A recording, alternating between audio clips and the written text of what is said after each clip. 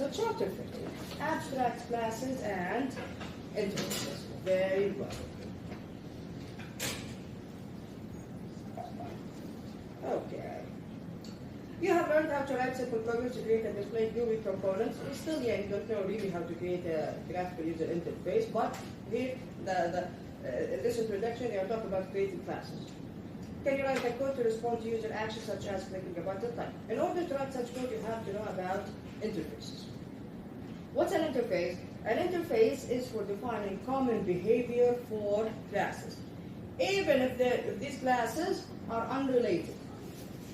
Yani, for example, a student and a table. Is there any common behavior between them? You see, these classes are not related to each other at all. So they can never be in the same chain of inheritance. Yeah? Fine. So we can create interfaces to model common behavior for different classes. Now, before we start with interfaces, let's start first with abstract classes. Fine. What's an abstract class? Let's look at this example here. In the UML diagram, how do you know that the class is abstract? You see the name here, the name of the class is italicized. See, this is how I know that a class from a UML diagram is an abstract class. Fine. An abstract class is a regular class. The difference in code, we will see it in a second. In the UML diagram, the name here is italicized. An abstract class may or may not have abstract methods. Maybe I have an abstract class that has abstract methods. Maybe I just have an abstract class with no abstract methods. In this case, I have two abstract methods here. How do I know that these methods are abstract? Again, italicized. You see, in the UML diagram, they are italicized. Fine. We will see what an abstract method looks like in code in a second. Right there. What does this mean? This means that any class that extends this abstract class needs to override these abstract methods. If you see here, these methods are getArea and getPerimeter. You see why? Why getArea and getPerimeter in this example? Because we can think that every geometric object has an area and also has a perimeter, correct? Correct? So these things are common between every geometric object. The concept itself is common. However, how to calculate the area, how to calculate the perimeter is different. So what's in common here is each geometric object has an area, each geometric object has a perimeter. How to calculate them is different. So that's why the methods are abstract, and we will see in coding what this means.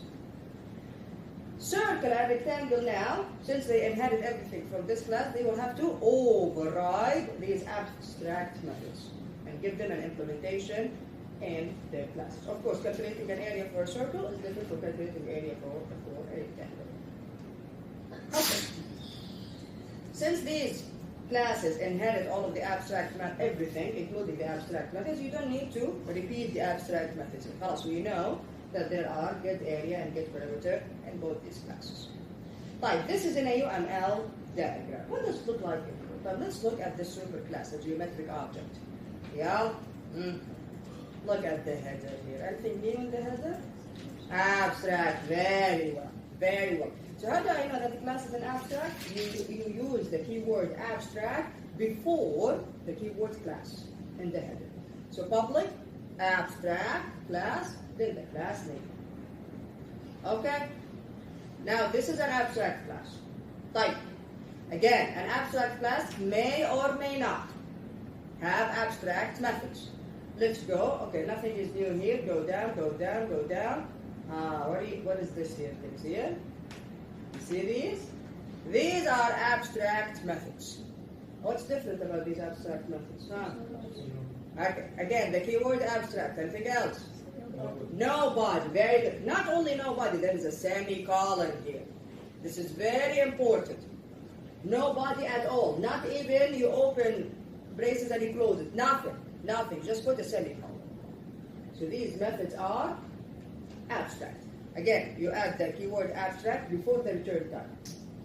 Public, private, whatever. You put the visibility modifier, then abstract, then the return type. Void, whatever. Double, whatever. Okay? No body. Nothing at all. You don't even open and close braces. Nothing. Semicolon.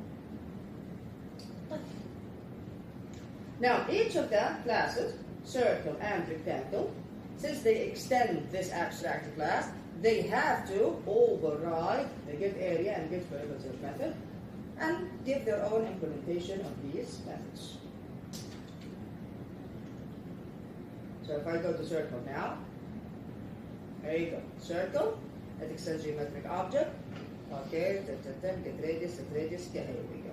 Override, get area. Did I tell you about this tag over here? Did I tell you about that override? Alright. Now, it's important that you add the add override. What was the name of it? Was it a parameter or a tag? Well, it's basically what this is for the compiler.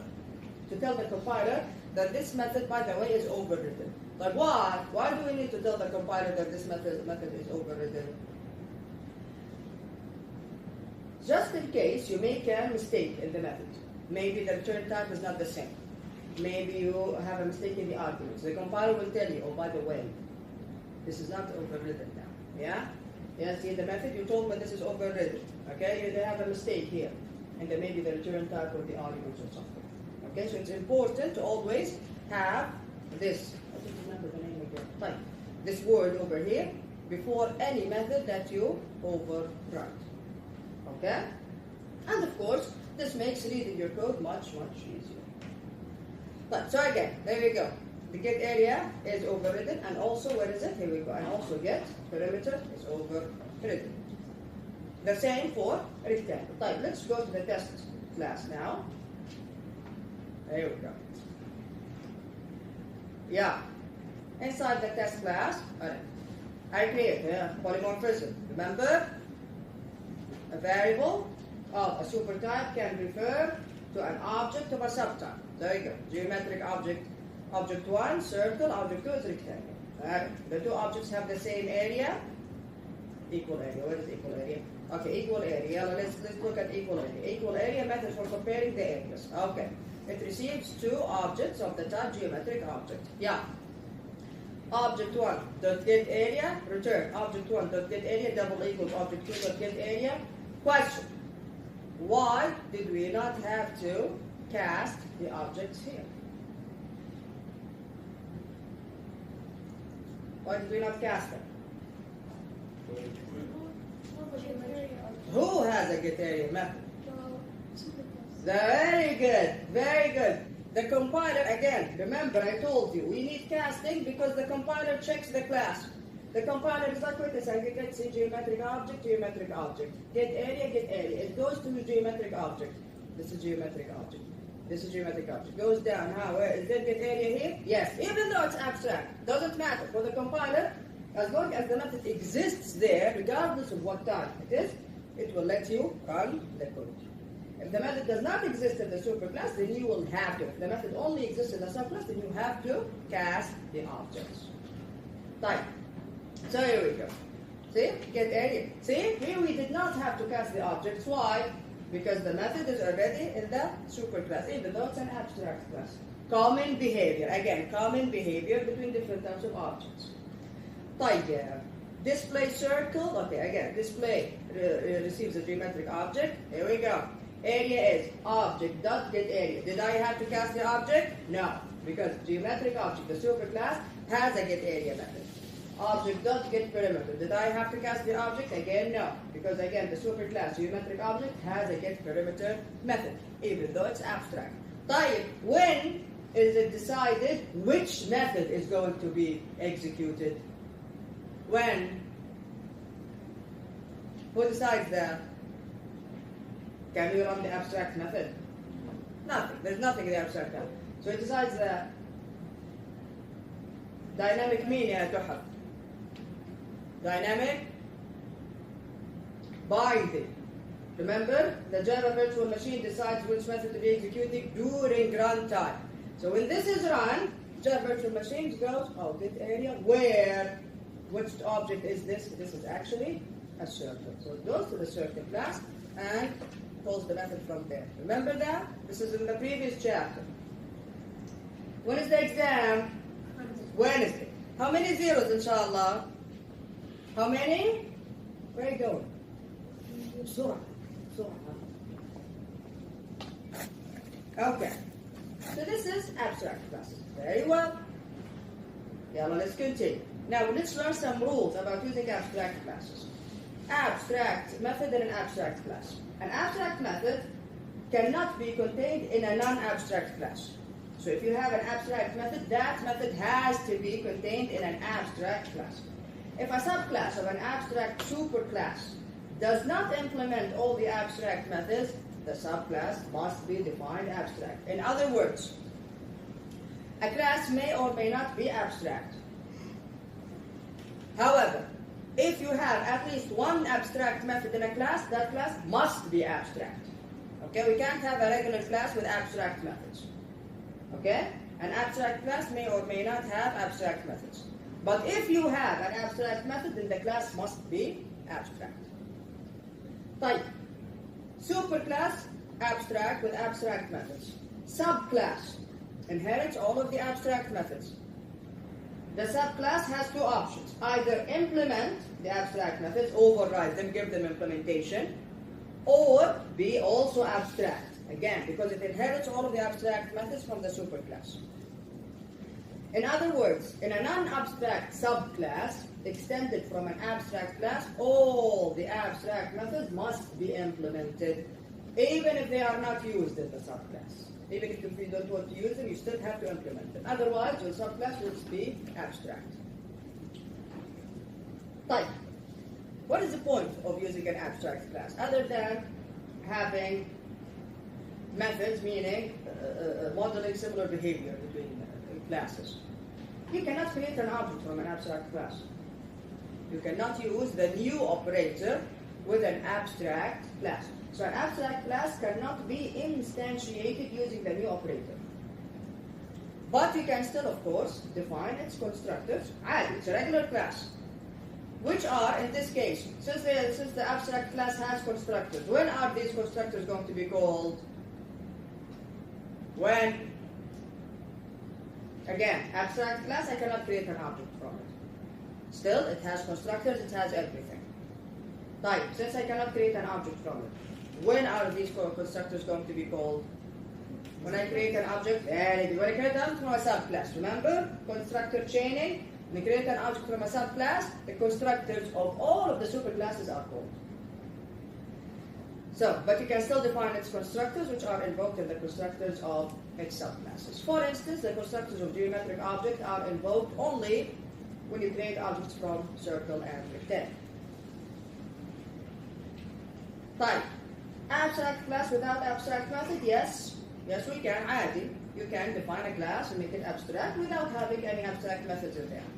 A class that contains abstract methods must be abstract. However, it is possible to define an abstract class that contains no abstract methods. Like why? In case you don't want whoever is using the class to create objects from it. Yani, if you want whoever is using the class to only extend it, to only have subclasses from your class, go ahead and make it abstract. This is what we call a base class. Meaning anyone who is going to use it can only extend it, that's it. Cannot create objects from it. So however, it is possible to define an abstract class that contains no abstract methods. In this case, you cannot create instances of the class using the new operator. This class is used as a base class for defining new classes. Like a template, you can say. You can say. Type. If I have an abstract class, what about the superclass of it? Does it have to be abstract? No, of course not. Geometric object just now is an abstract class. Who is the superclass of geometric object? Oh, very good. The grandfather of all classes, the object class. Object class is not abstract. It's a regular class, concrete. We call it concrete. So a subclass can be abstract even if its superclass is concrete. For example, the object class is concrete, but its subclasses such as geometric object may be abstract. طيب. Can I override a method and make it abstract? Yes, you can. You can. A subclass can override a method from its superclass to define it abstract. This is rare. This is rare. In this case, your subclass must be abstract. Useful when the implementation of the method in the superclass becomes invalid. You don't want anyone using this subclass to be able to call that method from the superclass, override it, make it abstract. In this case, of course, the subclass must be defined abstract. Okay. Now, we said that we cannot create objects from abstract classes. We cannot use any operator. Still, they can be used as types. Remember polymorphism? Remember? Just now in the example, we created a variable of a supertype, which is geometric object, referencing a variable of a subtype, which is rectangular. And we can use it as a type. We cannot use it with the new operator to create an object, but we can use it as a type. So you cannot create an instance from an abstract class using the new operator. You can still use it as a data type. Therefore, the following statement, which creates an array whose elements are of geometric object type, is correct. Look at this. Look at this array. Geometric object, geo, new geometric object.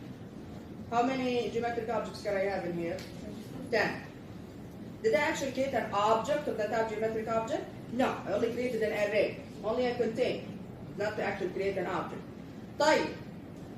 Based on our example, what objects can I have in this array? What objects can I have in this array?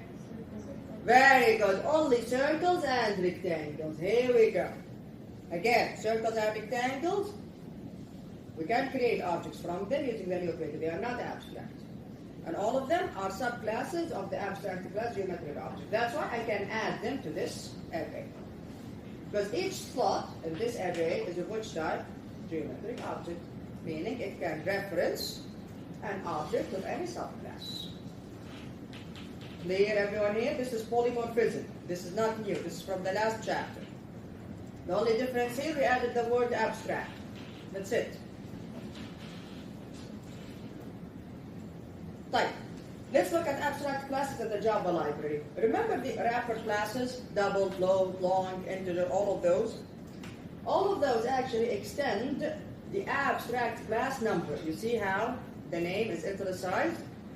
The number class is in the java.lang package. And if I go, let me zoom in. Which methods are abstract in this class? Very good. Int value, long value, float value, all of these are abstract. Since all of these classes extend this abstract class number, so all of them override these methods and have their own implementations of each of these methods. So this is an example of abstract classes where in the Java library. Another example, the calendar class. The calendar class is in the java.util package. Again, see the name is what? Italicized, an abstract class. Alright, let's look at that. Okay, we have the constructor here. Okay, very good. The add method here is abstract. Again, in the Java library, we have the Gregorian calendar, again in the same package. It extends this abstract class, so it overrides the add method. It gives it its own implementation in the class. Fine. Remember date objects? Remember them? An instance of java.util.date represents a specific instant in time with millisecond precision. If you remember, when you create a date object, if you don't pass anything to the constructor, it creates a date with the current date and time, okay, with the system time. But if you pass it a value, that value is how many milliseconds have passed since 1970, was it? 1st of January 1970? I think it was 1970. Alright? So you can create a specific date using that value. Type here. This is good. Very well. Now I need to deal with this object in terms that we understand. I want the day, I want the month, I want the year, yeah? I want the hour, minute, etc. You can then use a calendar object. Here we go. So java.util.calendar is an abstract class base for extracting detailed information such as year, month, date, hour, minute, and second from a date object. Subclasses of calendar can implement specific calendar systems. We have the Gregorian calendar, lunar calendar, Jewish calendar. Okay, it's in the Java. Okay, this is a long time ago. Okay. Type. You can use a new Gregorian calendar, the constructor, to construct a default Gregorian calendar with the current time, and use a new Gregorian calendar and then pass year, month, and date to construct it with a specific year, month, and date. Just keep in mind that the month starts from 0. 0 days. Yani January is there. There you go. And then we have the get method in the calendar class. Get method, very useful to extract the date and time from a calendar object. Right, of course, you can look at this and look at the examples. Very simple. It's very straightforward. All right. Questions about abstract classes? Abstract classes? Okay. So abstract classes, class. The keyword is abstract in the header. May or may not have abstract methods. Done. There we go. Done. Any subclass from it must implement the abstract methods. Done. Good. What about interfaces now? An interface, look here, it's not a class anymore. It's a class-like construct. Class-like is a class-like construct that contains only, this is very important, contains only constants and abstract methods. That's it. No constructors, no regular methods, no regular data fields, no nothing. Okay? What does it contain? Only constants, meaning using the final keyword, and abstract methods. That's it. That's an interface. In many ways, an interface is similar to an abstract class, but the intent of an interface is to specify common behavior for objects. Not just objects, objects that are not related to each other. For example, you can specify that the objects are comparable, edible, clonable, using appropriate interfaces. When we create an interface, we always give it an adjective name. We say comparable, edible, clonable, weighable, whatever. What does this mean? This means that any class that implements, you see what I said here? Implements that interface is actually comparable, is actually edible. There you go. That's why we give it adjective names. Type. Define an interface. Yeah, to distinguish an interface from a class, Java uses the following syntax to define an interface. Do I have the keyword class here? What do I have? Interface. Very good, very good. This is the only class-like construct that doesn't have the class keyword in it. So I say public interface, then give it a name. What can I have inside? Only? I'm allowed. What can I have inside that interface? Only what and what?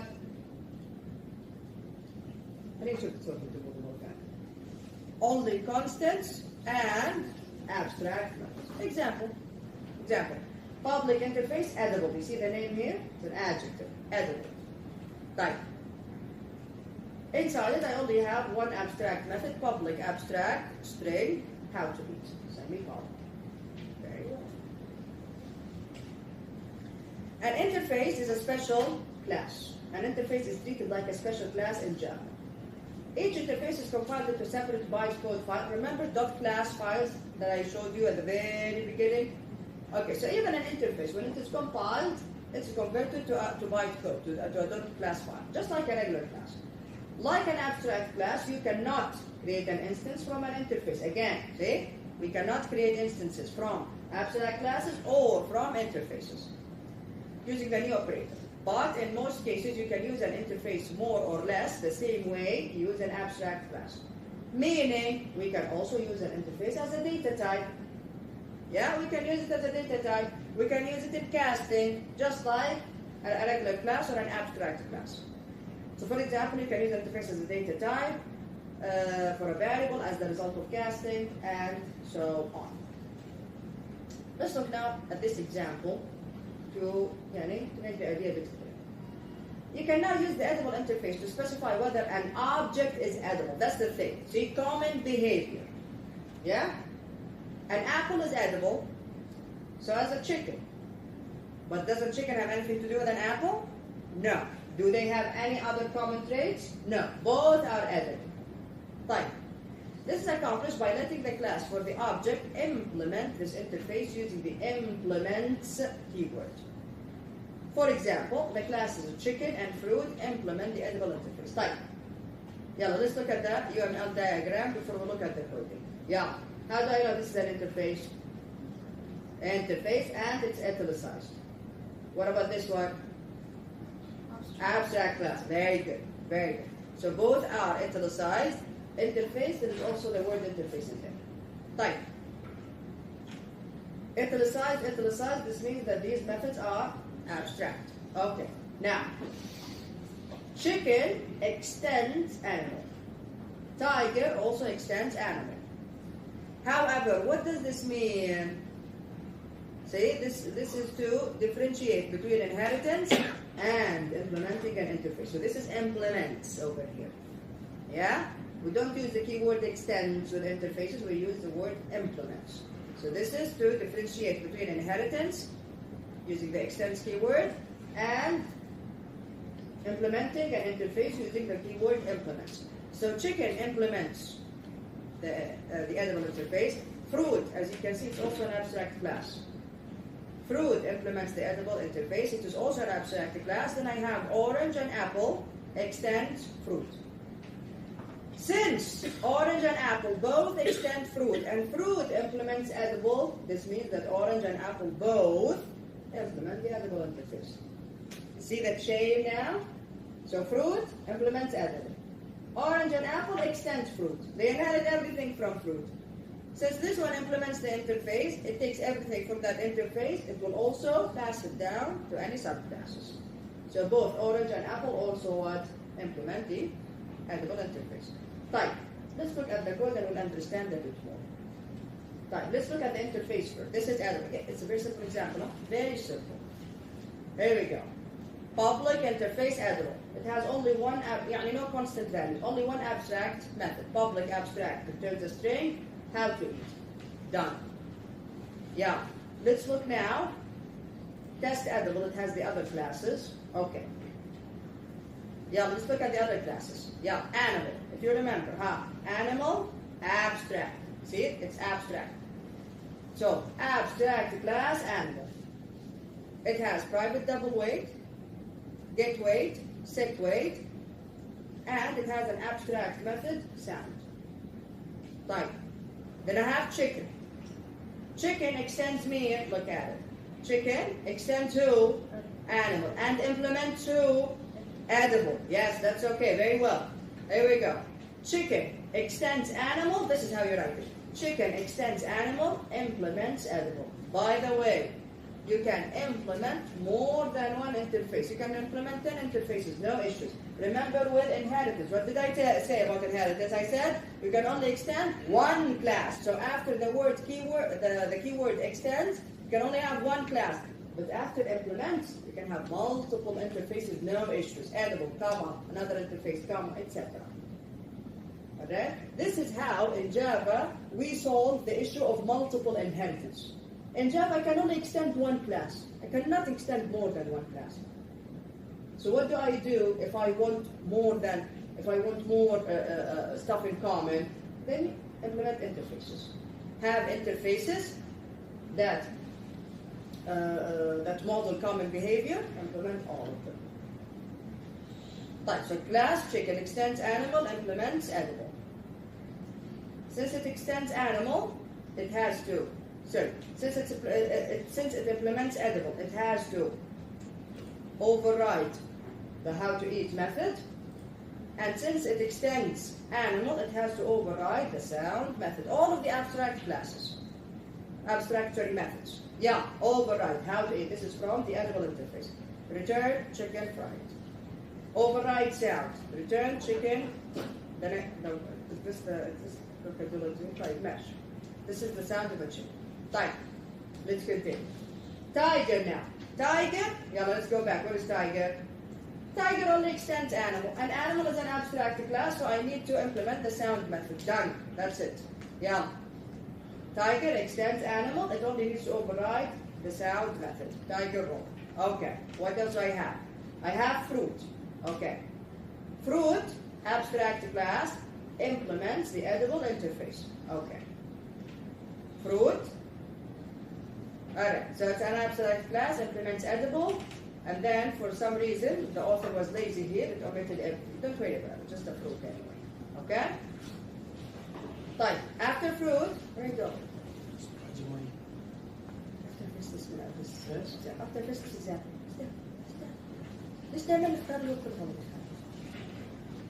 Okay. Then I have apple and orange. Yeah. Apple extends fruit. By the way, did fruit implement the abstract method from edible? Did it? No, it did not. Yeah? Did not. Did it? Do I have it here? I don't have it. Now, apple extends fruit, and fruit implements edible. Fruit did not override the method how to eat from edible. So who has to override it? The subclass. Here we go. I'd override how to eat. Apple make apple side. Type. The same goes for orange. Orange extends fruit. Fruit did not implement the abstract method from the interface. And since you don't want your subclass to also be an abstract class, then you have to implement the abstract method, which is how to eat. Type. Let's look now at the objects. Yeah. And here we have something very important that I need you all to understand clearly. I created an array of objects. Since the type here is object, I can basically put anything inside this array. Correct? Yes? Yes? Very good. Inside it, again, this is pure polymorphism. Inside it, I have tiger, chicken, and apple. Okay. For int is 0, I is less than objects.length, I plus plus. Here we go. If objects at I, instance of edible. Let me make how the instance of operator work very clear. Now, instance of will return true if you are checking if the object is of its actual type, yeah, an instance of tiger, instance of chicken, instance of apple, or any other class in the inheritance chain, or any other class in the inheritance chain. Yeah, tiger is instance of tiger. It's also instance of its superclass animal, and if the subclass or the superclass implement any interfaces, it's also instance of that interface. You understand how instance of works? So instance of works, you return true for any class in the inheritance chain, including any interfaces. So instance of edible. Who is edible? Tiger is edible? No, because tiger does not implement the edible interface, and animal, its superclass, does not implement the edible interface. Chicken is edible? Yes, because the chicken class implements the edible interface. Type, apple is edible? Yes. Why? Apple does not implement the edible interface, but its superclass, fruit, implements the edible interface. So the interface is in the chain over here. So that's how the instance of work.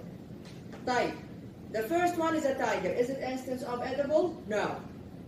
Is it instance of animal? Yes, it is. The superclass here is animal of tiger. Cast the object to animal before you call the sound method. Why? What is the sound method? The sound method originally is in the animal class. It's in the animal class. And of course it's implemented in tiger and chicken. Type. The next one is chicken. Is it instance of edible? Yes. The chicken class implements the edible interface. Go ahead, cast it to the type edible, and call the how to eat method. Why didn't I have to cast it to chicken? Because how to eat, the method itself, is in the edible interface, so I don't need to cast it to chicken. Type. Is it instance of animal? Chicken. Is it instance of animal? Yes. Chicken extends animal. Cast it to an animal before you call the sound method. Type. Apple now. Is it instance of edible? Yes. Why? Because the superclass of apple, fruit, implements the edible interface. So it is instance of edible. See? Edible is in the chain. Go ahead, cast it to edible, call how to eat. Is it instance of animal? No. It has no relation to animal whatsoever. Questions? You can go there. Questions? So instance of will show like a family tree relationship for if you use implements or extents. Very good. There you go. So we think when using instance of, we don't care if it says extends or implements. They're the same. Very good. As Very making good. Very good. We'll return true in both cases. Yes. And it works also for the father. Yes. parents' It will, the entire chain. Yes. Any other questions? Fine. You understand what that interface is now? Everything is clear so far? Yes. 2 minutes, quick. All right. Now, right. Omitting modifiers and interfaces. Now, what did we say about interfaces? An interface can only have what and what? What or what? Doesn't even have to be both. Now, constants and abstract methods, that's it. All data fields are public, final, static, see, constants. And all methods are public, abstract, in an interface. For this reason, these modifiers can be omitted. So in an interface, if you say public interface, whatever, you write these modifiers for a final, for a constant, so public, static, final, int, or you just say int case, the same thing. It will always be treated as a constant, because all of them are constants. For a method, you either say public abstract, or you don't. It's always abstract in an interface. Of course, a constant defined in an interface can be accessed using the syntax, of course, the interface name dot the constant name. Okay. Now, let's look at one of the most important interfaces in the Java library. Remember the compare to method? Remember it? If you notice, a lot of the classes in Java have the compare to method. But where does it come from? The compare to method comes from the interface comparable. Where is the interface comparable? It's in the java.lang package. Okay? The comparable interface is in the java.lang package. But when I make my class implement the comparable interface, I am basically telling the Java virtual machine that my objects are comparable. They can be compared to each other. Because not every objects from classes can be compared to each other. Unless okay, if you're comparing circles, what are you really comparing? Radius. Now give me something that you cannot really compare. Okay, if you're comparing students, what are you really comparing? See, you understand what I'm saying here? So not every class must implement the comparable interface. Okay? This is up to you. This is a design decision. Okay. If I look at the comparable interface in the Java library, here we go. Public interface comparable. It's what do we call this? What is this? Remember from array lists? What do we call this? Generic, yeah. The generic interface. Remember this?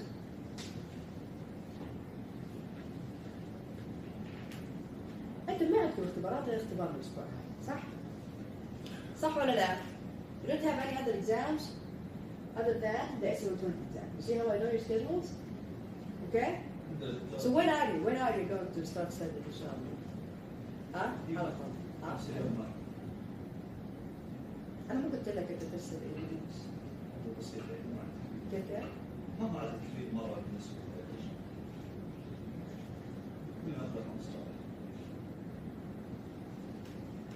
وقلت هذا البروجكت هي مستحيل حيغير شيء اثنين باقي يومين. عادي كان لسه. طيب ماشي. اوكي. غير ال 15 نفر اللي تتكلم عنهم طلال. Do you have any other exams this week? No. So what are we doing? Waiting till Tuesday يعني? After midnight to study? قول يا تحف. This is a generic interface, meaning it can accept any type of object here. Okay, and this is the compare to method. It's of course, it's an interface, so it's an abstract. Public int. If you remember, the compare to method returns an int value. It can be positive, negative, or 0. Yeah? 0 means the two objects are equal. Okay, depending on what you are comparing. Positive, the first object is greater than the second object. Negative, the first object is less than the second object. Remember this? This is what compare to method, and this is how we dealt with it in the string class. Type, another thing. Remember arrays.sort, the sort method from the arrays class. What about max and min? The max method and the min method from the collections class. How do you think they work? And how are they working? How can I use max and min with an array list, and then these methods tell me which object is the maximum? How is it going to know what values to compare to each other? The same goes with sort. Sort, it's sorted, right? In ascending order. Sorting what exactly? If your class implements the comparable interface, in other words, it implements the comparable interface and overrides the compare to method, the compare to method is then used with max, min, and sort. How do you tell the Java virtual machine that I can use max, min, and sort with my class, with my objects? How? If your class implements the comparable interface. Halas. You tell the Java virtual machine, by the way, my objects are comparable. This way, I can use the sort method with an array of my objects. Or I can use the max method with an array list of my objects, or min method. Any method. There is search method. There is lots of methods that depend on, that use compare to. Type. Right.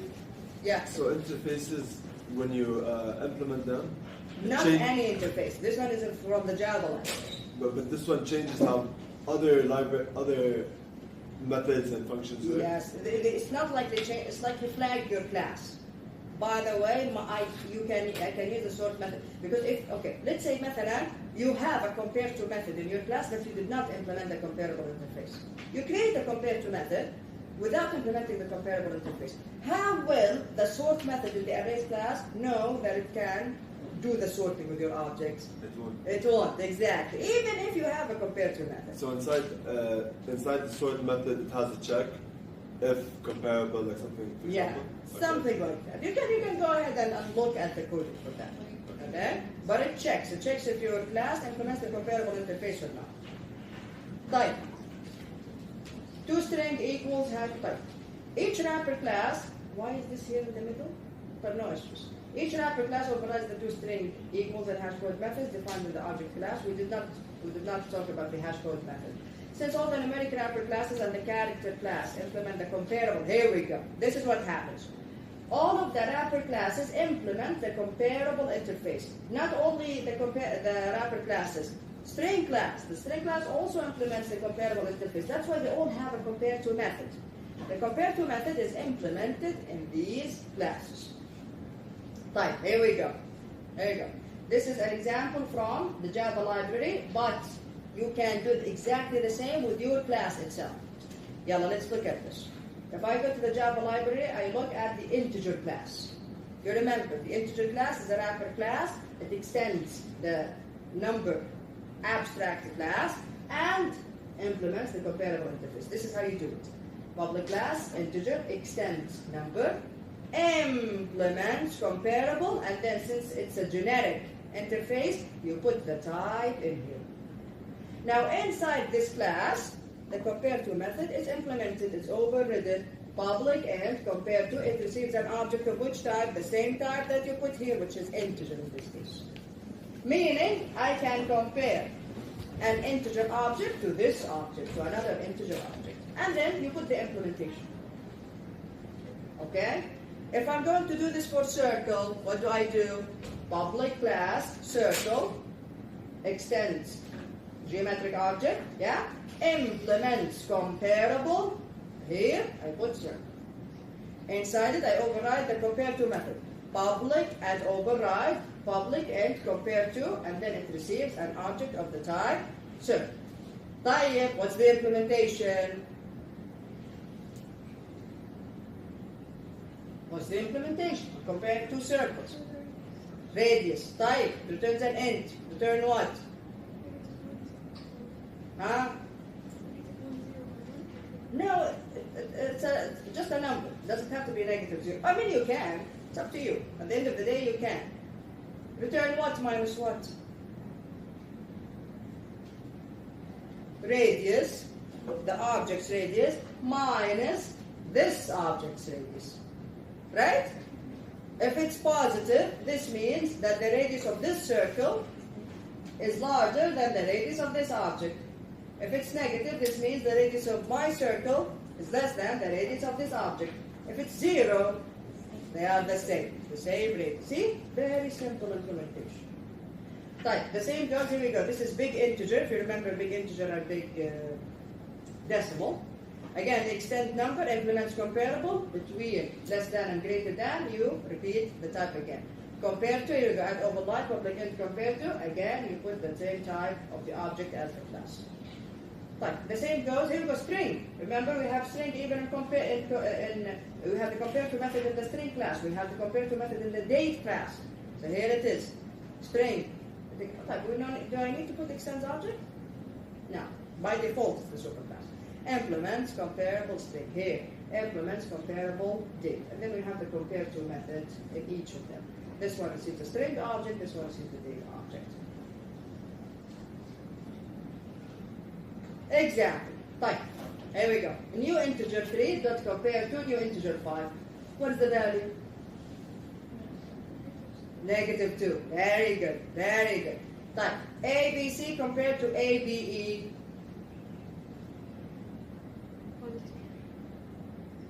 C and E. Negative again. Negative. Whatever ASCII code for C minus whatever ASCII code for E. Remember, the string class, use the ASCII code. Type. Date 1, this is the date. And then here we go. Date 1 dot compare to date 2. This is a positive, yes. Date 1 is greater than date 2. There you go. It will, basically, it will how many, most likely, it will tell us how, I'm not sure the value is going to be returned in days and milliseconds, most probably in milliseconds. Alright. Sort. How does the sort method work? If your class implements the comparable interface, then you can use the sort method from arrays.sort. Let n be an integer object, s be a string object, and d be a date object. All the following expressions are true. N is instance of, n is integer, it's instance of integer, instance of object, any object is instance of object. It's the grandfather of all. And at the same time, it's instance of comparable. Why? Because integer implements the comparable interface. The same goes for string, the same goes for date. Type. Java.util.arrays.sort, this sorts an array. It receives an array and sorts it. Method requires that the elements in an array are instances of the comparable interface. Let's look at the example quickly. Huh? Thank you so much.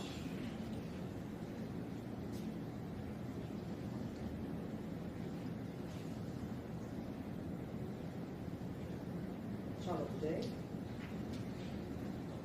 There we go. Very simple example. Alright. I have an array of strings. I can use java.util.arrays.sort. Why? Because the string class implements the comparable interface. So the sort method uses the compare to method to compare the objects. Otherwise, how is it going to sort them? Type. Huge numbers from big integer. Yeah? New big integer. Again, the big integer class implements the comparable interface. So I can use the sort method with it. Very good. And you can do the same for any of your classes. It's very helpful, by the way. طيب, defining classes to implement comparable. خلاص يعني وصلنا للنهاية. Alright. Here we go. Defining class to implement comparable. Geometric object. Rectangle extends geometric object. Comparable rectangle extends rectangle. We can have comparable if you don't want any rectangle. Again, this is a design decision. Comparable rectangle will implement the comparable interface. Okay? meaning it will implement the compare to method. But let's look at it. Comparable rectangle, there we go. So public class comparable rectangle extends rectangle, implements comparable, and then between less than and greater than, you repeat the type, which is comparable rectangle. Alright. We have the constructor here, receive double and height. Just send it to the super constructor. Override compare to. Yeah. How are we going to compare two rectangles? Using what? The area. صح ولا لا? The area. Because we're comparing the size, no? I mean, it's up to you. Again, this is a design decision. Maybe you want to compare the width or the height or both of them. Again, this is all up to you. Here, it's comparing the areas. And it's not even returning the difference between the areas, no. It's just returning 1 if the area of this object is greater than the area of the received one, minus 1 if the area of this object is less than the area of the received one, or 0 if they are the same. Again, this is a design decision. For me, I think it's more helpful if the user knows the difference between the two areas. For other people, it's not.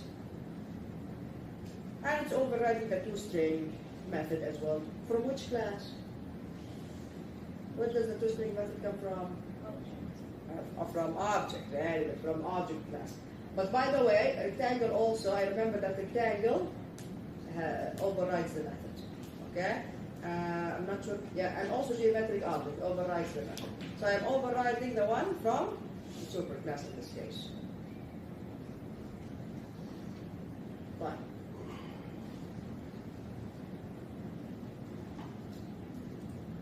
Sort rectangles. Now, since comparable rectangles implement the comparable interface, now we can create an array of comparable rectangles and then use the sort method with them. It will sort the array. Okay? You know what sorting the array means? It actually changes the elements inside the array, yeah? By creating another array, by the way. It creates another array. So this is how the sort method works. The sort method creates another array and then adds the elements from the original array to the new array. And then fix the references. It's as if it changed the array itself. You know that it's playing around with the elements inside the array. Okay? Okay?